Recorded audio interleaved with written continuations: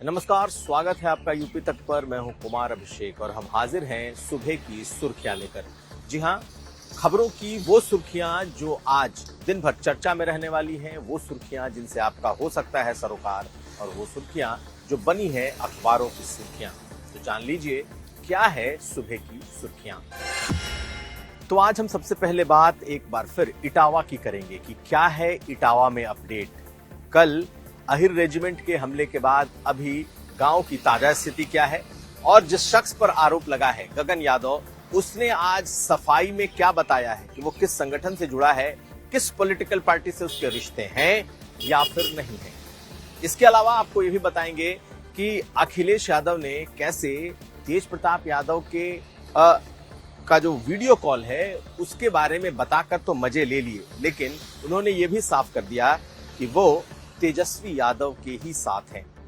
साथ साथ मुहर्रम को लेकर और कांवड़ को लेकर जो तैयारी सरकार की तरफ से हो रही है, हम आज आपको उसके बारे में भी बताएंगे कि क्या डू एंड डोंट्स हैं। और एक बार फिर शुभ्रांशु शुक्ला को लेकर आज हो सकता है अखिलेश यादव उनके घर जाएं। एक दिन पहले मुख्यमंत्री योगी आदित्यनाथ ने मुलाकात की है और जल्द ही अंतरिक्ष से शुभ्रांशु अपने परिवार से भी बात करेंगे। तो आज ये तमाम खबरें सुर्खियों में तफसील से। तो सबसे पहले बात करते हैं इटावा के उस दादरपुर गांव की, जहां पर जातीय हिंसा देखने को मिली है। जी हां, बीती शाम अहिर रेजिमेंट नाम का एक संगठन है जिसने इस दादरपुर गांव पर हमला बोला है। हमला किस लिए?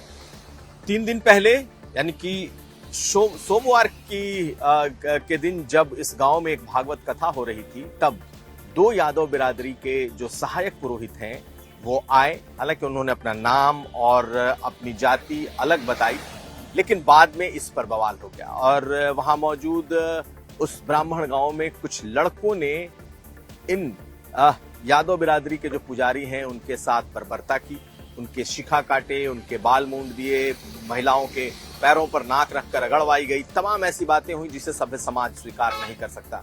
उसके बाद से ये पूरा मामला 2 जातियों के बीच जातीय संघर्ष की स्थिति में बन गया। एक दिन पहले एक संगठन जो कि बहुत कम जाना जाता है और जिसका नाम अहिर रेजिमेंट के तौर पर कहा गया, हालांकि एक सामाजिक संगठन के तौर पर बना था जो कि सेना में अहिर रेजिमेंट को शुरू करने को लेकर एक कैंपेन को लेकर था, लेकिन अब ये यादव बिरादरी के जो सामाजिक और आर्थिक मुद्दे हैं इसे उठाता है, ऐसा इसका दावा है। लेकिन कल इसी संगठन से जुड़े तकरीबन 2 से 3 हजार लड़के इस इटावा के इस गांव में पहुंचते हैं। बाइक से पहुंचे आसपास के जिलों से, और फिर जो हुआ वो सबके सामने था। दरअसल यहाँ पर पथराव हुआ, पुलिस पर पथराव हुआ, पुलिस की गाड़ियां तोड़ी गईं। पुलिस ने बाकायदा यहाँ पर हवाई फायरिंग की ताकि ब्राह्मणों के उस गांव को हमले से बचाया जा सके। लेकिन इस घटना ने कहीं ना कहीं एक जातीय संघर्ष का रूप ले लिया है।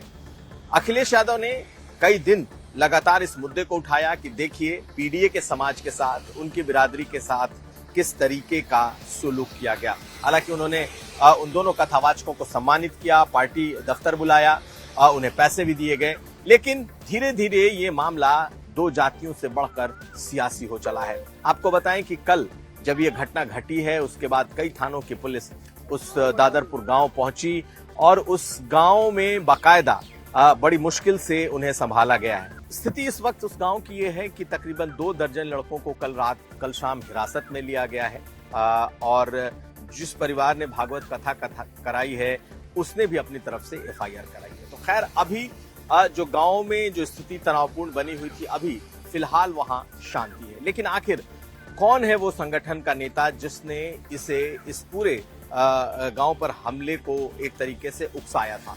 तो आपको बताएं कि गगन यादव नाम है, और गगन यादव को पहले समाजवादी पार्टी से जोड़ा जाता रहा है। कहा जाता रहा है कि वो समाजवादी पार्टी से जुड़ा है। उसने भी खुद को नेताजी का अनुयायी बताया और कई बार मुलायम सिंह यादव के साथ उसकी तस्वीरें हैं। मेरठ का रहने वाला है और मैनपुरी में उसके अपने पारिवारिक संबंध हैं, उसकी रिश्तेदारियां हैं। तो माना जाता है उस इलाके में जिसे यादव लैंड कहा जाता है, वहां गगन यादव की फॉलोइंग यादव के युवा लड़कों में अच्छी खासी है। लेकिन जब से ये मामला उठा है और जब से समाजवादी पार्टी ने उसे पूरी तरीके से डिसोन कर दिया कि वो किसी तरीके से सपा से जुड़ा हुआ नहीं है, तो एक के बाद उसके ट्वीट आए। एक दिन पहले जब इस गांव की तरफ जो आहिर रेजिमेंट के लड़के आए थे, बाइकों पर सवार होकर के आए थे, उसके एक दिन पहले उसने ट्वीट किया था। लेकिन कल जब हंगामा बढ़ा, उसके बाद उसने खुद को, कौन है वो, किस पार्टी से जुड़ा है, इसे लेकर गगन यादव ने एक ट्वीट किया है और उसने बाकायदा एक ग्राफ के जरिए समझाने की कोशिश की है कि आखिर वो है कौन। तो आप इस ट्वीट को देखेंगे तो अंदाजा लगेगा। उसने लिखा है कि देश की 3 सबसे पुरानी पार्टियां हैं, भाजपा, कांग्रेस और सपा। मेरे पास किस राजनीतिक दल की सदस्यता है? न तो भाजपा की है, न कांग्रेस की है, न सपा की है। उसने अपने तरीके से ये क्लैरिफाई किया है। उसके अलावा मैं किस संगठन का सदस्य हूं? उसने आरएसएस से मना किया है, जबकि IRO उसने अपने को बताया है कि वो IRO संगठन का सदस्य है। लेकिन उसने एक बात साफ लिखी है कि किस विचारधारा से वो प्रभावित है, तो उसने खुद को समाजवादी विचारधारा का व्यक्ति बताया है। अगर इसमें देखें तो उसने बहुत कुछ अपने बारे में लिखा है कि मेरी विचारधारा रोते हुए आंसुओं को पोंछना, बेजुबानों को आवाज देना और कमजोरों को ताकत प्रदान करना है, और मैं किसी पार्टी का, किसी संगठन का कोई एजेंट नहीं हूं। ऐसी तमाम चुनौतियों का मैं सामना करने को तैयार हूं। तो जो आरोप उस पर लग रहे थे कि उसके लोगों ने कल उस दादरपुर गांव पर हमला किया, जहां पर भागवत कथा हुई, जहां पर यादव समाज के जो 2 पुजारी हैं उनकी चोटियां काटी गई, उनके साथ अत्याचार हुआ, उनके साथ बर्बरता हुई। तो अब ये मामला कहीं ना कहीं सियासी बनता जा रहा है और मुख्यमंत्री योगी आदित्यनाथ ने इस पर संज्ञान लेते हुए कहा है कि ऐसे तमाम जो जातीय संघर्ष की स्थिति जहां जहां बन रही है, उस पर न सिर्फ अलर्ट रहने की जरूरत है, बल्कि कड़ी कार्रवाई की भी जरूरत है। तो आज हमने ये आपको बताया कि जो कल का हंगामा हुआ था उसके पीछे कौन था, और उसने आज ट्वीट करके, एक्स पर पोस्ट लिखकर कैसे अपनी सफाई दी है। अब अगली खबर। उधर एक और चर्चा अखिलेश यादव के उस बयान को लेकर है जिसमें उन्होंने लालू यादव के बेटे और विधायक तेज प्रताप यादव के साथ वीडियो कॉल पर बात की है।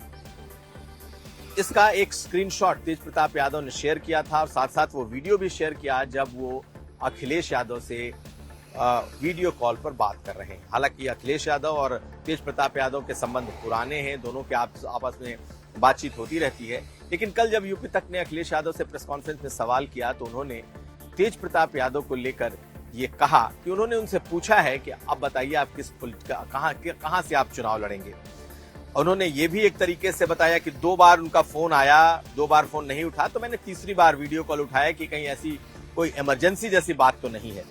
उन्होंने तेज प्रताप यादव की तारीफ तो की है, लेकिन ये साफ कर दिया है कि वो तेजस्वी यादव और आरजेडी के साथ हैं। ये कहना इसलिए जरूरी हो रहा है क्योंकि आपको बता दें कि लालू यादव ने न सिर्फ उन्हें अपनी पार्टी से निकाला है, बल्कि अपने फिलहाल परिवार से भी अलग कर दिया है, क्योंकि तेज प्रताप यादव पर दूसरी लड़की के साथ संबंध रखने, दूसरी लड़की के साथ शादी करने के आरोप थे।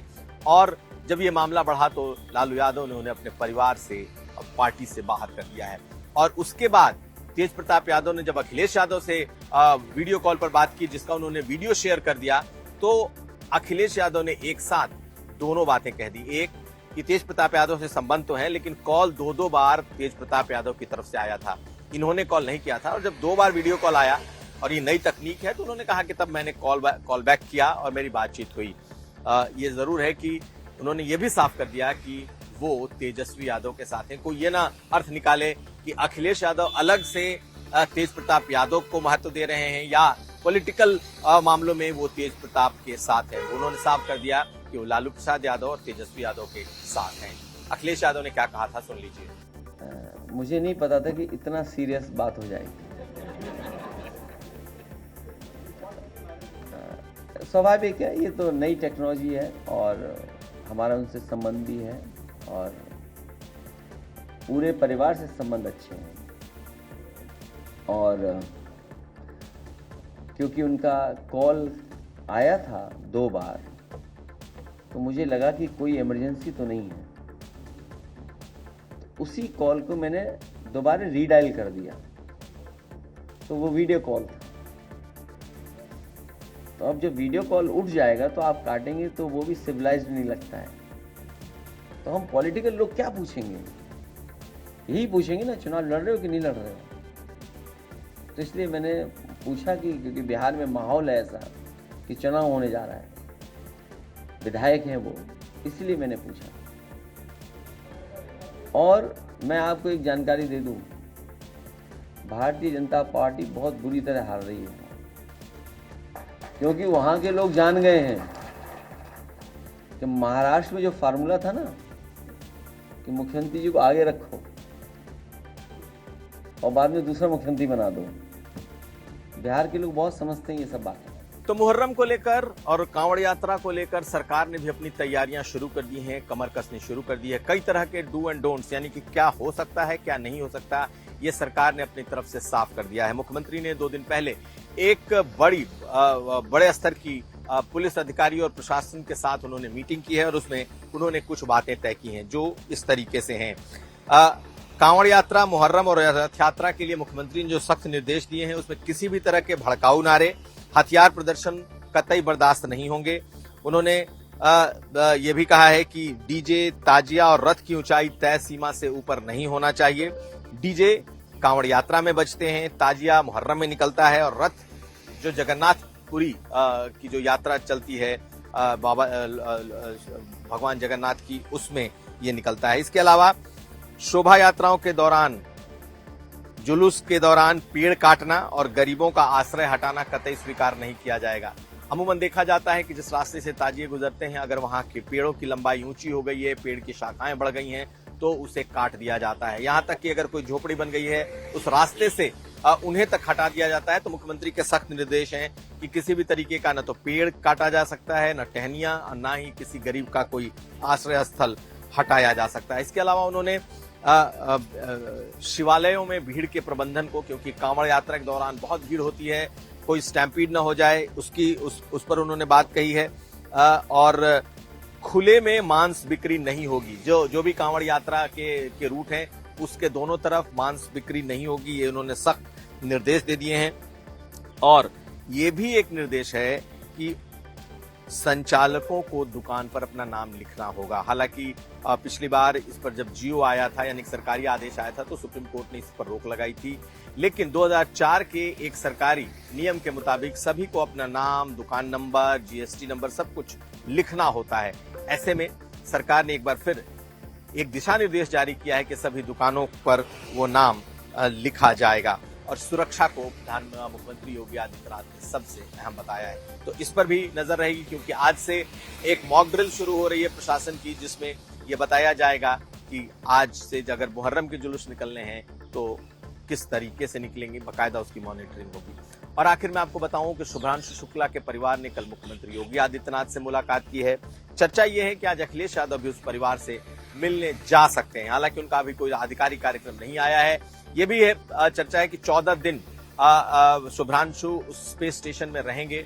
ऐसे में परिवार से एक दिन वो बात करेंगे और ये माना जा रहा है कि प्रधानमंत्री भी किसी भी वक्त शुभ्रांशु से स्पेस स्टेशन से बात कर सकते हैं। तो इन तमाम खबरों पर हमारी रहेगी नजर। आज सुर्खियों में इतना ही। आप देखते रहिए यूपी तक। हम कल फिर हाजिर होंगे।